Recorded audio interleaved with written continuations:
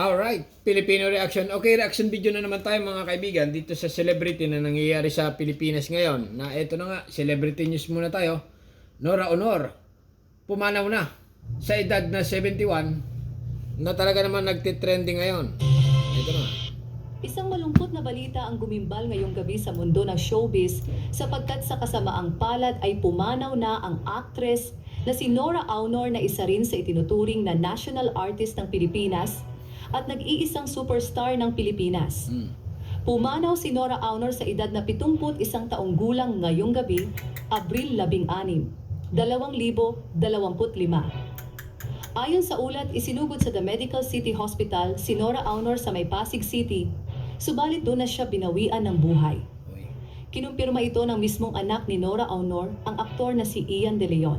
Sa pamamagitan ng social media ngayong gabi, malungkot na ipinaalam ni Ian De Leon ang pagpanaw ng kanyang ina na si Nora Aunor. "We love you, ma.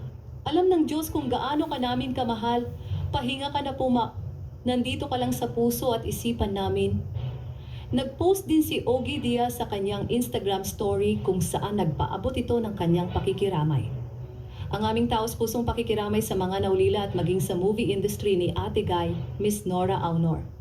Love you, Ate Guy. Salamat sa maikling chat sa Mario's Resto noong Nobyembre 18. Noon lang tayo nagkahuntahan. Pero sobrang appreciate ko po yung moment na yon. Hindi idinetalye ang dahilan ng pagpanaw ni Nora Aunor, subalit ayon sa kumakalat na bali-balita, lumala na daw ang sakit nito sa baga at nahirapan na daw itong huminga.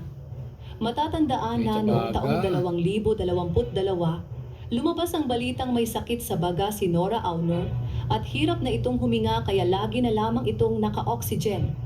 Matatandaan na nito lamang nakarang October ay nakapag-file pa ng Certificate of Candidacy si Nora Aunor dahil tatakbo ito sa darating na eleksyon sa ilalim ng People's Champ Movement Party List.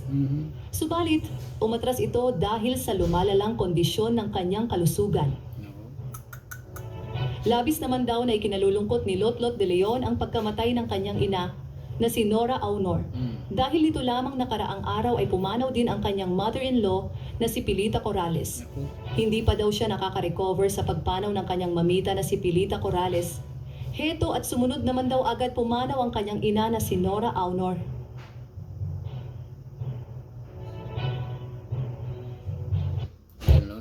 Ganon. Okay, yan ang mga kaibigan, ang breaking news ngayon na talaga naman nagtitrending. Itong si Nora Aunor ay pumanaw na sa edad na 71. Okay, hanggang dito na lang at subscribe my channel. Don't forget, comment. Bye-bye. Thank you.